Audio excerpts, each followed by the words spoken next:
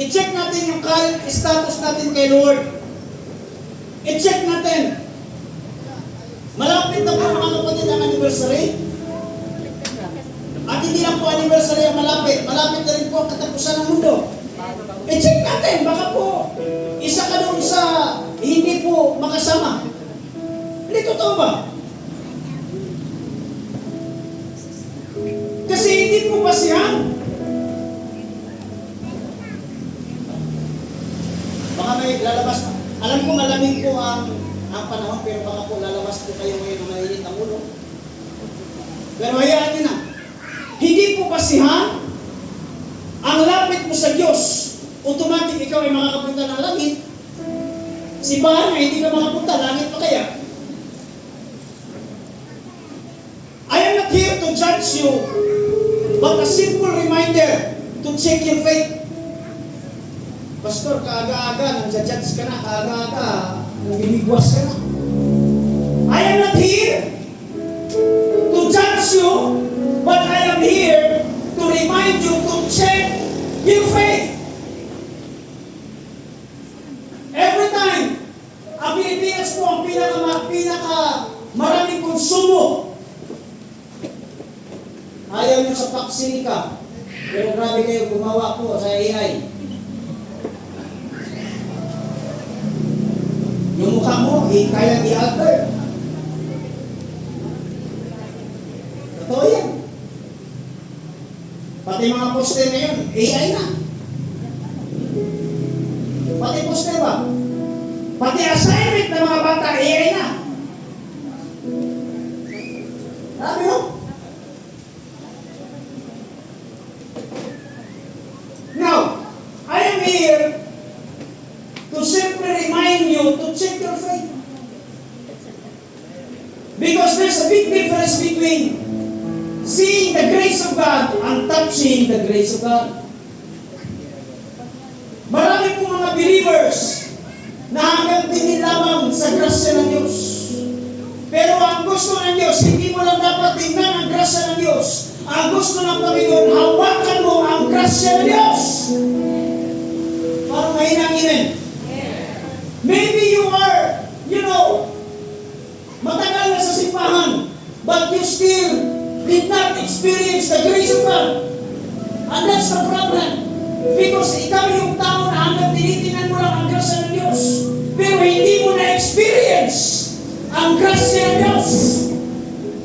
Tandaan mo kapatid, marami po ang mga born again na hanggang tingin lang, nakikita lamang ang grasya ng Diyos.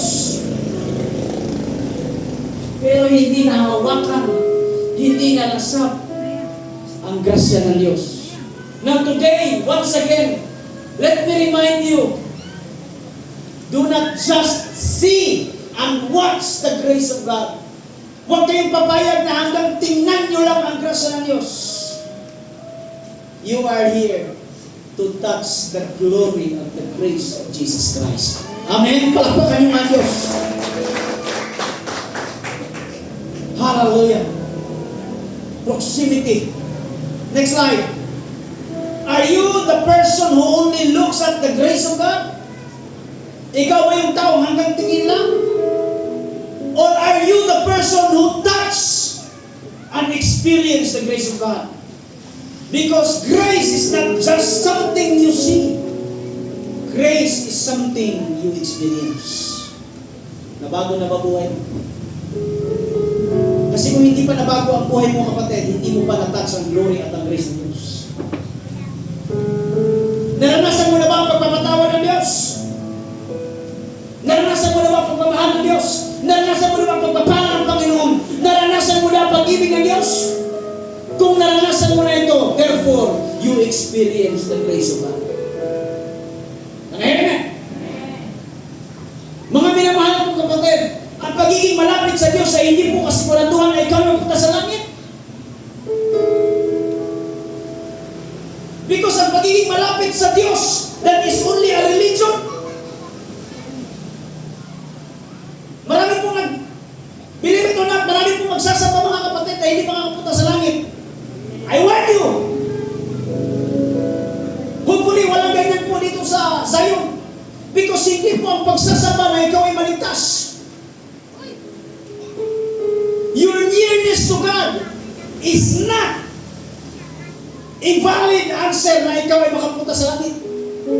Why? Number one, let us talk about the person who only wants the grace of God. And his name is Judas. Sabihin mo nga sa iyong katabi harap-harapan, sabihin mo, Judas.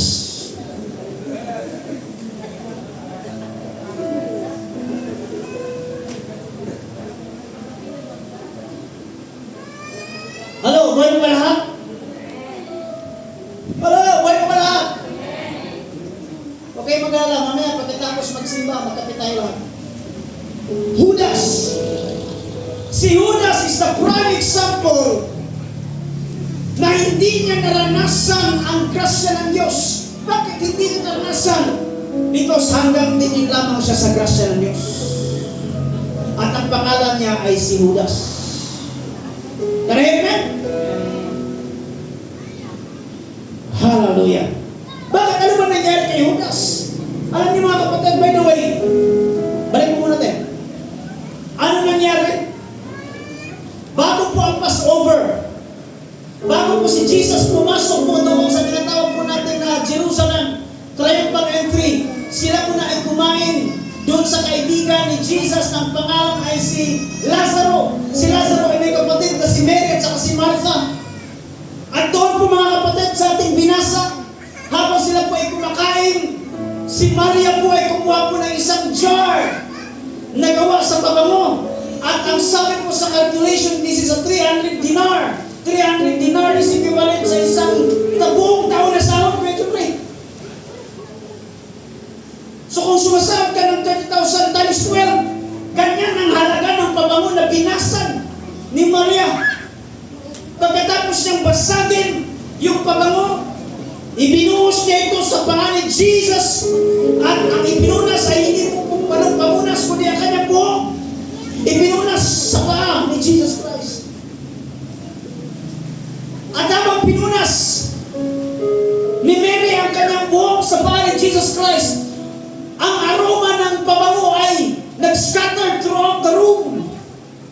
And here comes Judas. Sabi ni Judas, sip-sip ka lang kay Jesus. Judas na rin. Sabi ni Judas ba? Sabi ni Judas, sayang yung pabango. Kung ibinenta mo yan at ibinigay sa mahirap. Logical ba? Yes. But spiritual ba? No. Why? Kasi marami pong Judas na ugali sa simbahan. Next slide.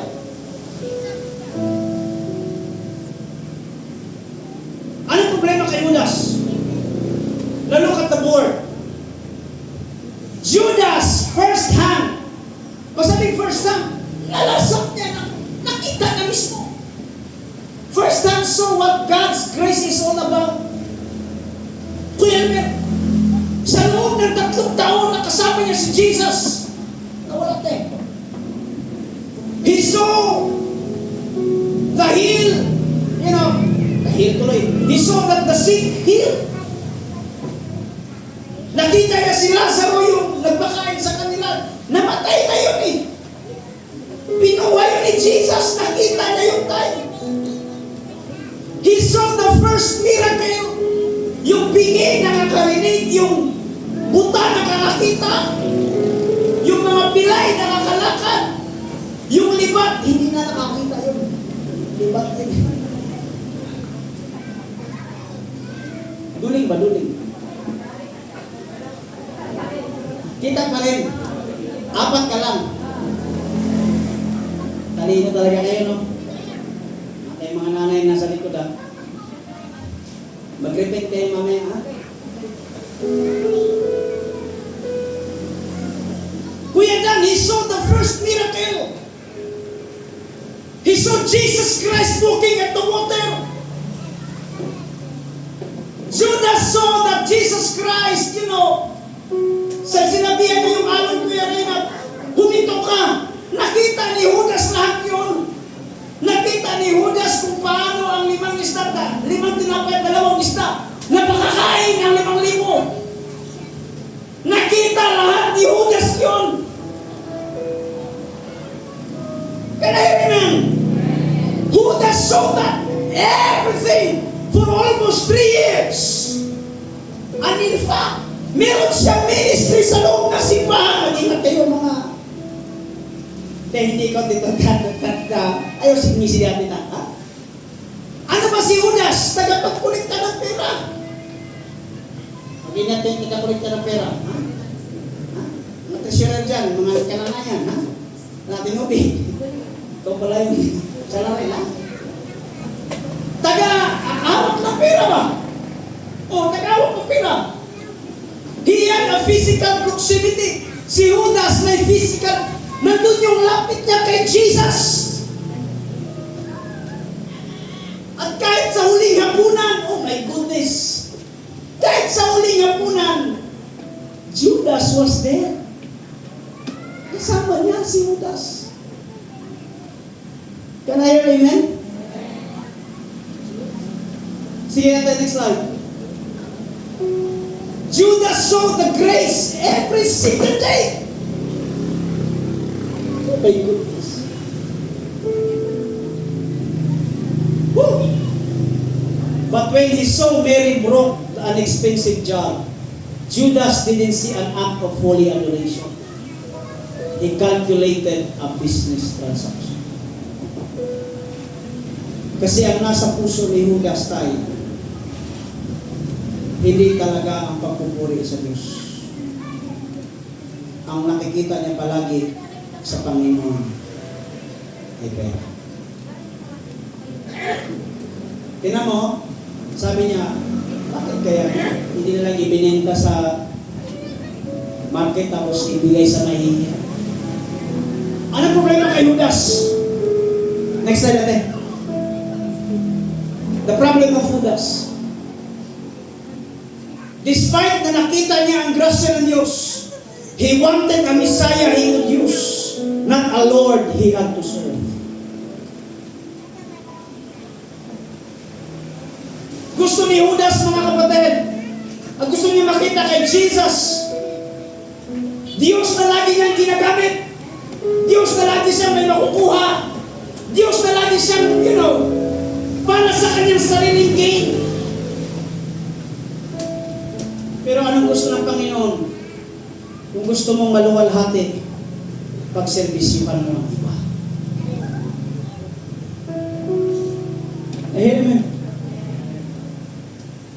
Pero si Judas, wala. Kaya hindi ko alam, itong mga, hindi ko nila lahat, yung mga pastor sa Africa, pagbaba sa simbahan ng red carpet, tapos sinabakan pa yung mga miyembro, papayag ka naman kaya niyo. Ikaw ang mangunguna, hihiga ka dito, sa abakan kita. Sunod si Kuya Arman, sunod si Kuya Ersel, sunod si Kuya Ray, mga tambo ka, mag-isa ka. Ako, tandaan mo, assistant pastor lang ako. Paano pa yung hari-hari? Yung senior, si Pastor Bong, grabe. Jesus Christ says, nandito ako hindi para pag-serbisyuhan. Nandito ako para mag-serbisyo sa inyo. Amen? Si Judas, Jesus to Judas. Ano ba si Jesus para kay Judas? A path to a financial gain, a social influence, or a political power. Makikipagtaya po kay Jesus. Kasi si Jesus ay makapangyarihan. Makikipagtaya mo kay Jesus kasi si Jesus ay meron pong tinatawag na karisma. Tingnan mo ang mga politiko ngayon, yan yun! Bumangahugas yun! Nung kalakasan ni Arroyo, puro Arroyo. Kalakasan ni Aquino, nag-Aquino. Kay Duterte, nagsuot pa na, gano'n mo kamao.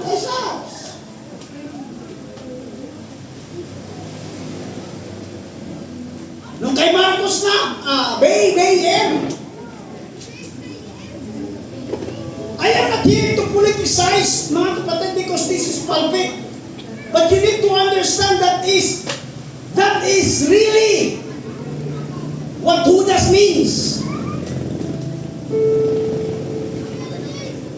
Because kung sino pa yung nakakasama mo sa kainan, yun yung maghuhudas sa iyo.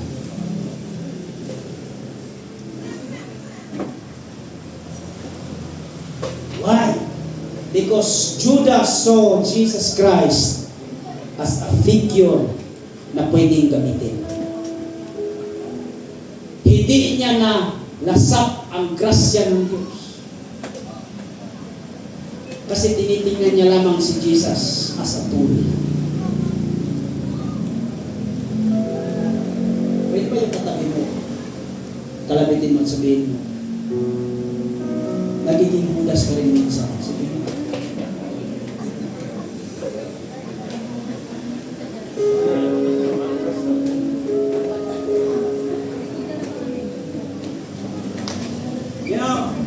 Magsimba ka kasi para mabawasan ang kasalanan mo. Bakit nasimbahan ba nagpapabawas ng iyong kasalanan? Si Kristo ang nagpapabago at nagpapawalang sala sa iyong kasalanan, hindi ang simbahan. Wala pa kayong ayos!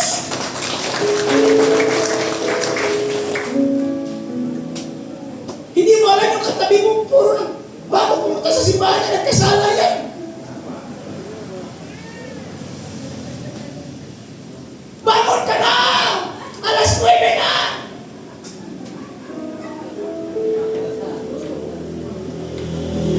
Tapos, nag-ano pa, nagbabanta pa. Pasalamat ka, Sunday ngayon! Ginawa pa ng ano.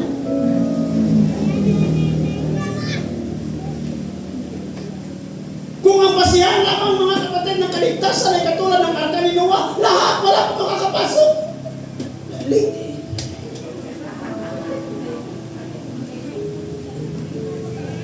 Pero dahil nga po tayo ay nasa grasya ng Diyos. Amen! Wala pa nga natin ang grasya ng Diyos.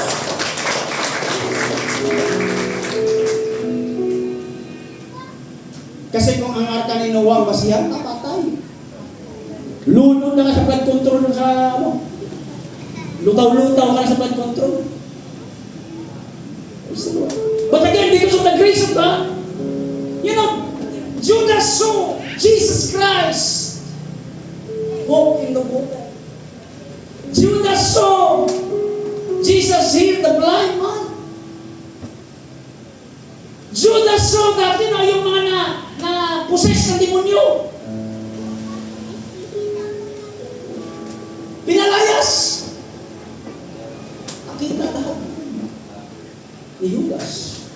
Pero hindi niya na-experience si Jesus sa kanyang sariling buhay. Amen! Next slide natin. Why? Because Judas is like this. These people honor me with their lips. Hallelujah. Hallelujah.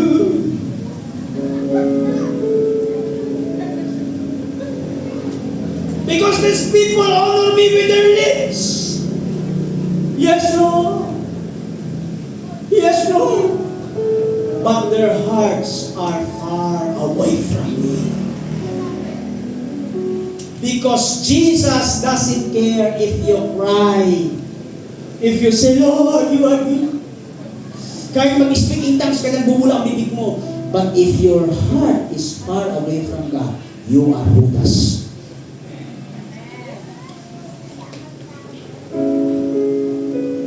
Amen. Sabihin mo sa katabi mo na tamaan ako. Mas maigi pa yung nagpupuri, mga kapatid, na tahimik lang at convicted ng Lord. Kasalan talaga ako. Amen? Habang nagpupuri, kumpara sa nagpupuri na, yes Lord, grabe no. Kulang na lang bababa mo ng espiritu sa kanyang buhay, pero sa kanyang isip, mamaya ka sa akin. Makauwi lang tayo.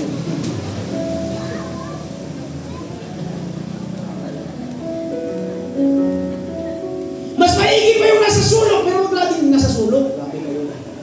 Mas maigi ka nga nasa sulok, tinalago ka ng sarili, Lord, aking makasalanan. Ako ay hindi worthy sa iyong harapan.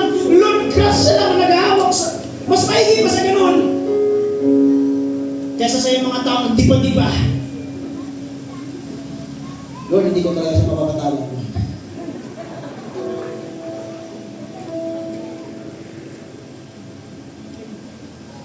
You can still worship God with your lips, but if your heart is far away from God, it is nothing.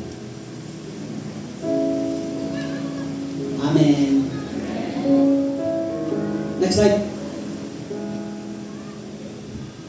Now, let us talk Mary. Mary! Tira niyo ako. Nakanda ako ng pamurma sa inyo. Charo. Salamin na lang, Bud. Okay na, Bud. Tingnan ko. Mary, habang nakipagkainan, look at the culture of Israel that time. Kapag kumakain po na may bisita, Kuya Arman, tapos ang bisita ay lalaki, ang babae ay hindi pwedeng makisama sa kainan. Ang tanging haharap lamang doon is yung lalaki. So Mary ay maaaring nasa labas, maaaring nasa kwarto, o maaaring nasa gilid Kuya Elmer, tinitingnan si Jesus. But you know, Mary, hindi lamang niya tinitingnan si Jesus. She is not satisfied by looking at Jesus Christ. She took a jar of perfume. Pinasag niya at ipinahid niya sa paa ni Jesus Christ sa magitan ng kanyang buhok. Because Mary take the opportunity na hindi niya lang makita si Kristo, kundi mahawakan niya ang Panginoon. Amen! If Jesus Christ came into your life, do not just look at Him. Hawakan mo ang Diyos. Hawakan mo ang Panginoon. Amen! Sabihin mo sa kaliwa kanan, hawakan mo ang Diyos. How many times ang Diyos ay laging dumadaan sa iyo? Puso mo lang ang matigas. Sabihin mo sa likod, puso mo ang matigas.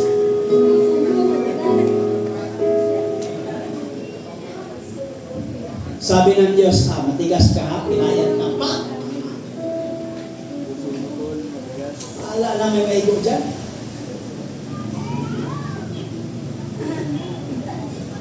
Matigas ka pa. Nag-cancer. Tinan nyo. Madali patanggapin ang may mga cancer. Why? Tinatanggalan tayo ng Diyos ng option para wala ka ng ibang option kundi lumapit sa Kanya. Amen. Ano ba nangyari kay Mary? Sige ate. How about Mary? Mary didn't care about the cost. What I love, Mary, wala siyang pakialam sa halaga na kanyang pinasag. Si Judas, laki man yung 3 meals sa anniversary, Pastor. Kano rin, Pastor? Di ba, 2.5 yan dati, Pastor? Pastor, 3,000. Pastor, laki man 3 meal. Malaki na 3 meal. Pastor, 3,000 malaki. Yun yung si Judas. But si Mary, she doesn't care about the cost. Pag ito ay para sa Diyos, babasagin ang lahat because ang pera niya ay ginagamit sa pagpupuri sa buhay ng Diyos. Pag sa SM, pag sa Starbucks, pagdating sa kahit anong mga bagay, walang kakwenta-kwenta, hindi ka nagkikwenta, pero pagdating sa Panginoon, nagkikwenta ka, pastilan.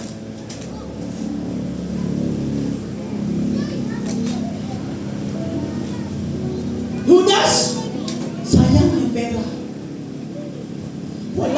magiging masasayang na pera kapag ito ay para sa Panginoon. Walang magiging masayang na halaga kapag ito ay para sa Diyos. Can I hear amen? Because lahat na na-invest mo para sa Panginoon, mga kapatid, lahat ito may balik, may dagdag pa. In Jesus' name, amen! Palapakan mo nga Diyos. You know, in Malakay say, subukan nyo kasi. Subukan nyo. Sabi mo sa katabi, subukan mo. Subukan mo. Subukan nyo.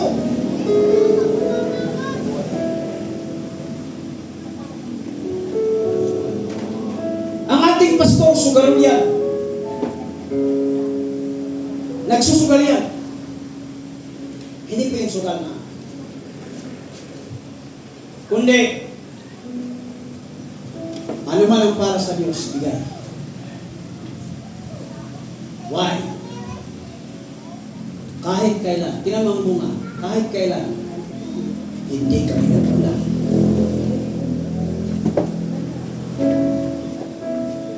Kanere, nagiging kulang lang para sa iyo kasi may hinahanap kang iba maliban sa binigay ng Diyos sa iyo.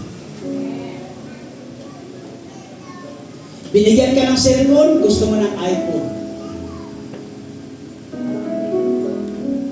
Karere mo yun? Binigyan ka ng pagkain na matino, gusto mo lechon.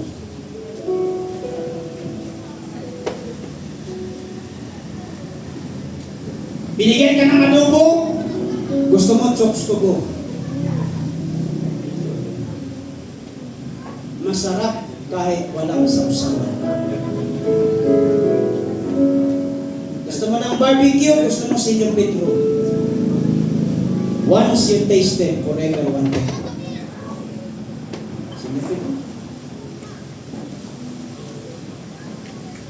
Hello, nandiyan po tayo mga kapatid? She did not care about what is culture. Bakit?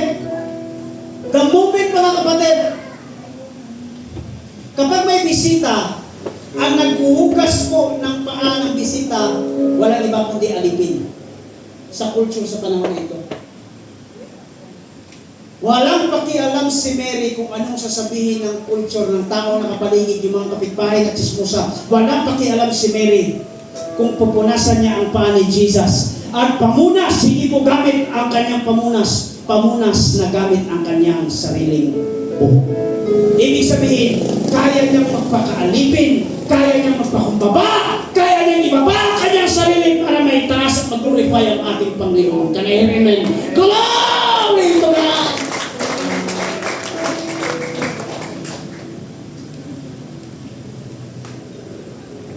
Hallelujah. Mary does not only drop the perfume, but he poured out everything. Ibinuhos niya ang lahat. Not satisfied by watching Jesus, but touching Jesus' faith. True faith, and anoint with precious perfume. Ito ang sinasabi ni Pablo in Philippians chapter 3 verse 8. Look at this. Look at anong sinabi ni Pablo. What is more, I consider everything, oh my goodness, I consider everything lost. Lahat ito ay, lost because of the surpassing worth of knowing Christ Jesus my Lord. For whose sake I have lost all things. Okay lang. Because I consider them garbage. Oh, that I may gain Christ. Lahat ng nakuha mo, lahat yan ay magiging walang kwenta kumpara kung makuha mo ang Diyos.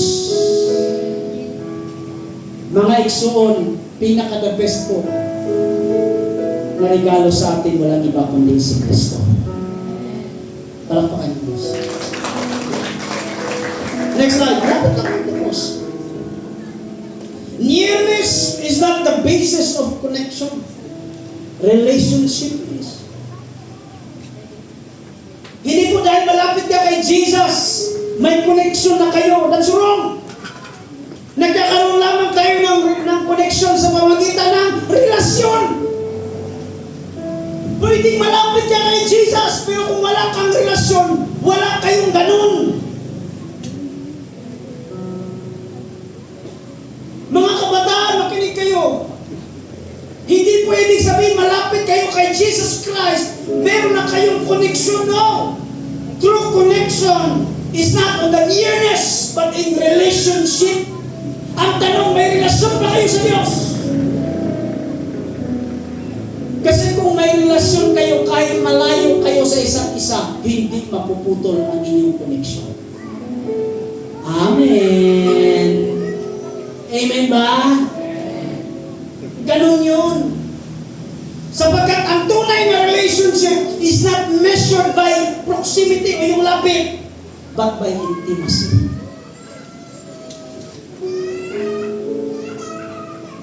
Amen? Hallelujah. Next slide natin. Judas Iscariot, ano ba nangyari kay Judas? Near Jesus, but never truly surrender. Sabihin mo sa katabi mo, isurrender mo na buhay mo. Sige nga. The religious leader, ito yung mga tao na tinignan lang yung grasya ng Diyos. The religious leaders, near the scripture, but rejected the Savior. Ano pa? The crowd. Yung sumunod kay Jesus ba? Yung sumunod kay Jesus Christ. Near Jesus because Christ can give. Naalala nyo? Maraming followers of Jesus.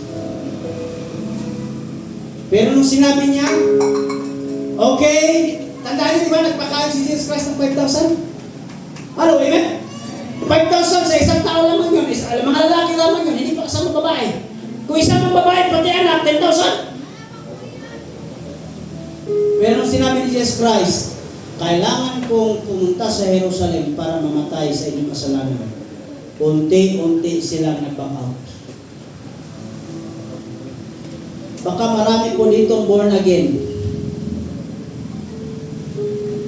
Baka marami po ditong born again na sumasama lang sa simbahan para may makuha, mahulog. Mga kapatid, ang simbahan ay hindi networking.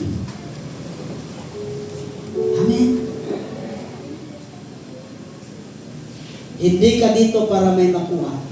Nandito ka para may bigay sa Panginoon. Palapakan mo. Sino ba? Yung mayaman na businessman, sabi niya, Panginoon, Jesus, ano po ang gagawin ko para ako makapunta sa langit? Alam mo, sabi ni Jesus, ibenta mo lahat ng pag-aari, magsunod ka sa akin.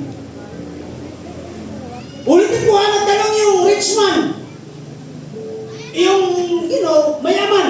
Sabi niya, Panginoon, ano gagawin ko para ako ay makapunta sa langit? Ang sabi ni Jesus, ibenta mo lahat ng pag-aari, magsunod ka sa akin. Sabi ng rich man, sige Lord, sasunod na lang.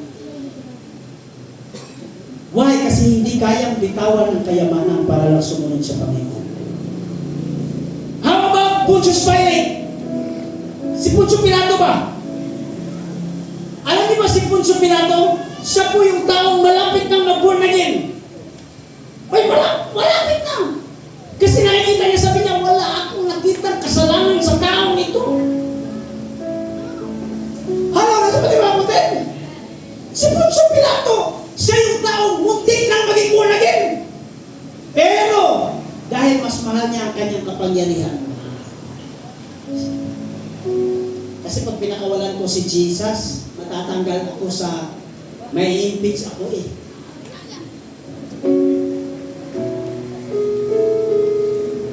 Hello, amen? So, ano ginawa niya? Naghugas ng kamay. Hallelujah. Next slide.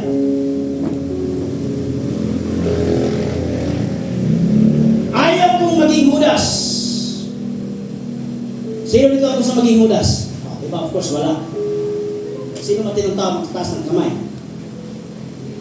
If you don't want to be Judas, then be like Mary.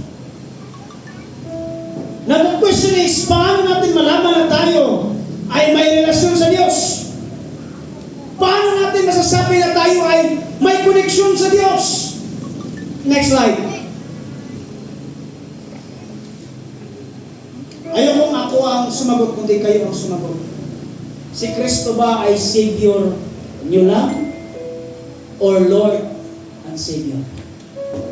Anong pinagkaiba, Pastor? Lalaki. Because maraming mga born again na gusto si Jesus bilang Savior, tagapagligtas, pero ayaw maging Lord. Bakit? Importante ang dalawa. Bakit, Pastor? Ipaliwanag mo. Because Jesus Christ is not only a Savior, but also Lord. Because ang Savior, tagapagligtas, ang Lord ay tagapamahala sa buhay mo.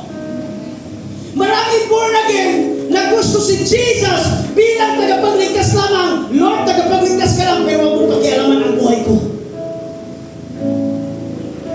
Because if you are truly a born again, dapat si Kristo na ang may pakialam sa buhay mo. Ang banal na Espiritu na ang may pangungusap sa buhay mo. Can I hear amen? I am not here to judge you. I am here to remind you. Lord, ako ba ang nagkukontrol sa buhay ko o ikaw? Lord, yung ginagawa ko ba, Lord, ay para sa akin o para sa iyo, Lord? Hallelujah. Pangalawa, mayroon bang pagbabago sa buhay mo? Harap sa pisara. Mayroon bang pagbabago sa buhay mo simula nang dumating siya, si Kristo, sa buhay mo? Itaas nga ang kamay kung sino may pagbabago sa buhay nang dumating si Kristo, si Jesus Christ.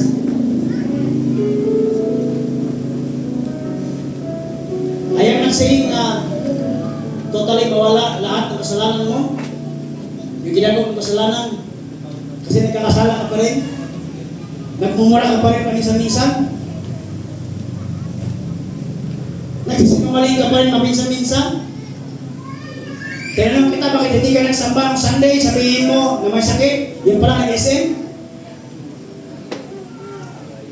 Dalawa agad ang naging kasalanan. Una, umabsent sa simbahan. Pangalawa, nagsinungaling pa. May pagbabago ba sa buhay mo? Pangatlo, listen to this. Mananatili ka ba sa Kanya sa kabila ng maraming persecution at pagsubok? It's easy to say that, Lord, I love you. Pero kapag may barilan na nakatutok sa iyo, ano? Jesus ka ba? Kaya kayo nasa likod, makinig kayo, this is the truth. We are just praying for the rain to stop para makapagsamba ka. But you know why? You know what? Sa ibang bansa, ang kanilang pinagpipray, Lord, just give me one day to live. Why? Marinig lang naman na may nagpupuri. Papa! Kayo, you have all the comfort. We have all the comfort. Tanong, mananatili ka ba? Kahit ba ayaw ng asawa mo, magsasamba ka pa rin. Kaya may isa tayong kapatiran, Lord, kung ang aking asawa ang hadlang na hindi ako makapagsamba, kunin mo na! Ay, hiwalay talaga. Glory to God, nakapagsamba na. Hindi lang siya, pati kasama ang kanyang anak, palakpakan ng Diyos. Alam mo na kung sino ka. Kung sarado ka na nga eh. Kanahirin niya? At saka, dito sa loob ng simbahan, huwag niyo ipag-pray na, Lord, sana kunin niyo na yung mga pasaway at nagiging problema sa simbahan. Sa sunod na Sunday, ikaw yung nawala. Ako pala yung pasaway, ako yung problema. Ulitin ko, manatili ka sa Kanya sa kabila ng maraming persecution. Last, mas mahal mo ba ang Diyos kumpara sa lahat ng meron?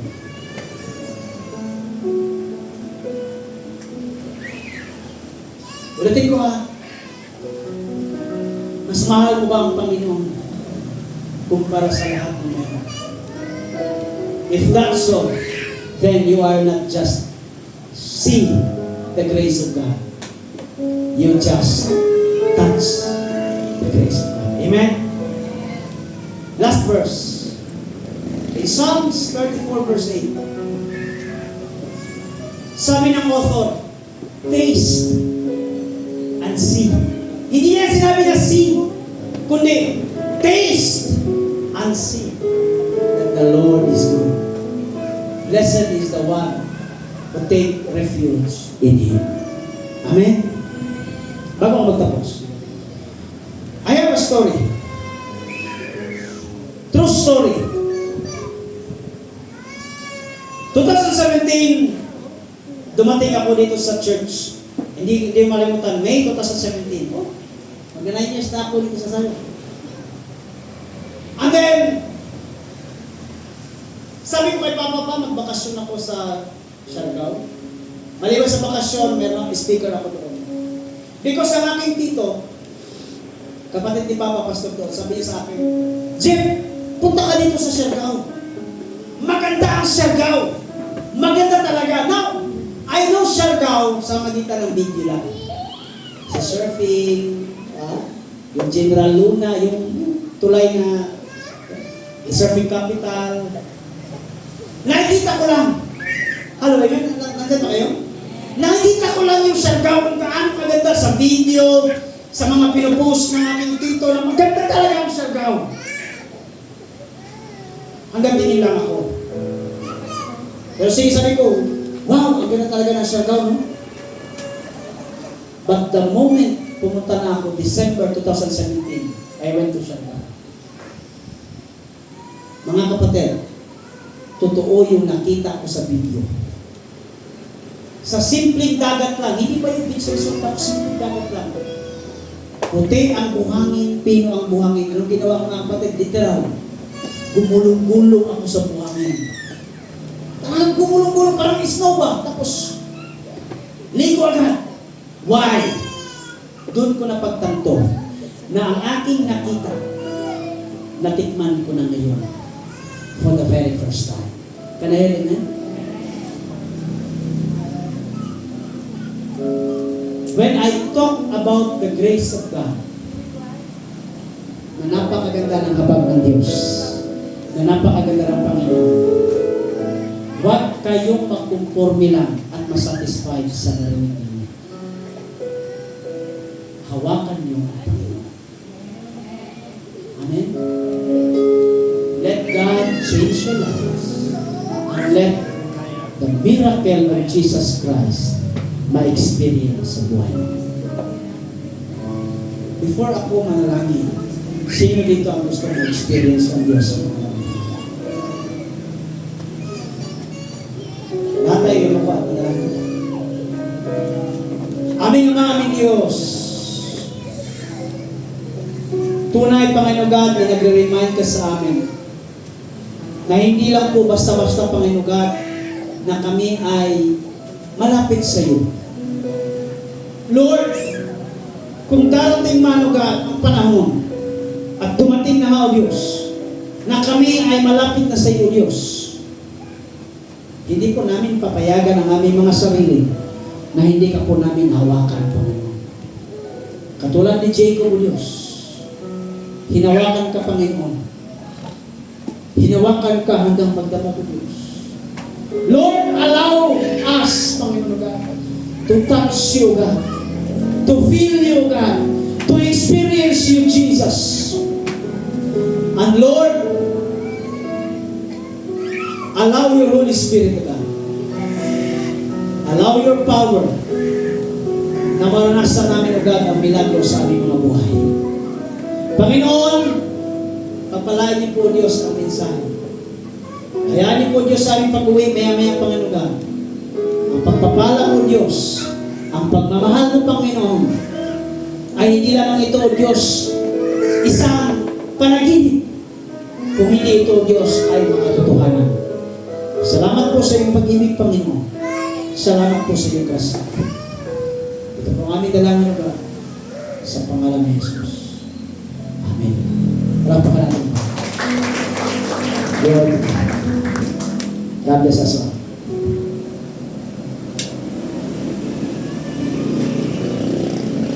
Praise the Lord. Pakaganda pong mensahe po ang ating narinig. Tama po yan, no? Dahil minsan po sa buhay natin, marami po tayong dahilan. Uminit ang ulo natin. Gusto nga ba, may tinatanong ako isang kumpare ko, sabi ko, pre, gusto mo pumunta ng langit? Opo, pre. Pero hindi alam po ako punta ng simbahan. Kaya ang isip natin basta. Kasi minsan sa atin sa buhay natin, gusto pa talagang nag-asam-asam sa kaligtasan, pero hindi po natin alam kung saan pupunta, kung saan ang daanan ng ating simbahan. So, ang mahalaga po sa atin na alam po natin kung saan tayo pupunta. So, patuloy po tayo sa ating gawain. Yung mga bata, mayroon po bang presentation? Wala po. At dadako na po tayo sa ating tithes and offering. Tawagan po si Brother Arman, tithes and offering.